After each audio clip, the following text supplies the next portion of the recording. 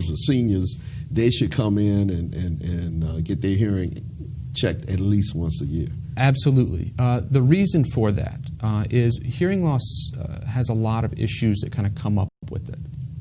So they've recently done studies in the last decade on hearing loss and a link to dementia, where hearing loss can actually put you at about a 24% or so greater risk of developing dementia or some type of cognitive impairment than if you do not have hearing loss. You're 3 times more likely to fall or be at a fall risk when you have a hearing loss than if you do not have one.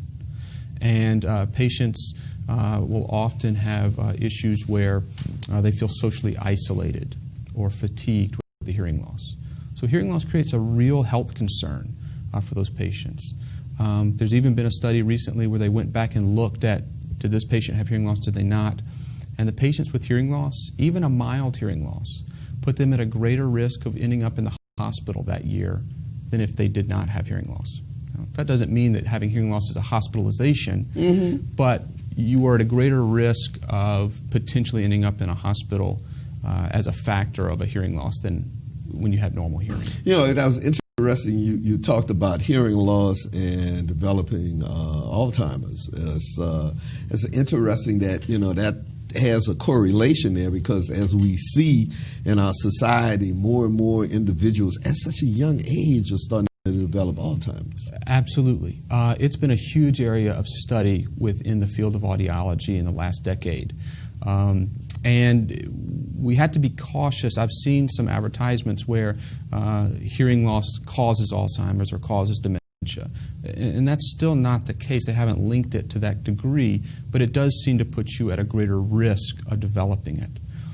Within the last 6 months, they've been really focused on study, well, really the last few years, but within the last 6 months, they've had some studies come out where hearing technologies, hearing aids, they've been working to find, do patients that use hearing aids, they found that it's reducing their listening effort, improving potentially memory, and helping with speech processing. And speech processing all takes place in the brain. Right. So they're hoping that the link of, if you start using hearing aids earlier, will that slow down or minimize your risk of developing dementia later?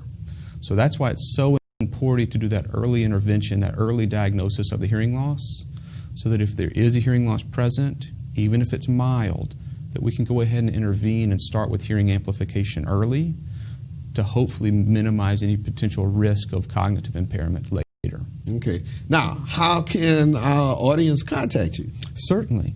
So the best way to get in touch with me is through my phone number. All right. 504-738-4557. All right. I also have a website.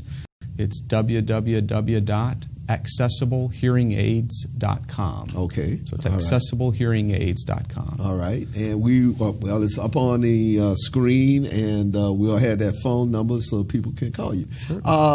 Before we sign off, okay. Does drugs, because, you know, there are a lot of seniors on different kinds of medication, okay, does that lead to hearing loss too, or what? No. Can you classify drugs? Well, I mean, in terms of prescription medication. Okay. Yeah, yeah, right. You're right. I'm not a pharmacologist Okay. or a pharmacist. However, yes, there are interactions of medications that can increase your risk of developing hearing loss. Okay. Some of them, as simple as aspirin, have been potentially linked to the tinnitus or the ringing of the ear that can possibly exacerbate that. But before you change any medications, please speak with your physicians and pharmacists. Ask them the question. Okay. Does this put me at risk, or are there any interactions of these medications that put me at risk for hearing loss? Okay. All right. Oh, boy, getting old is fun. It is. Yes, it is. Better than the alternatives. Yeah, that's right. Better than the alternatives. Better to be seen than viewed. Well, Dr. Griffith, thank you for coming on, seeing your profile, and providing us with this needed information.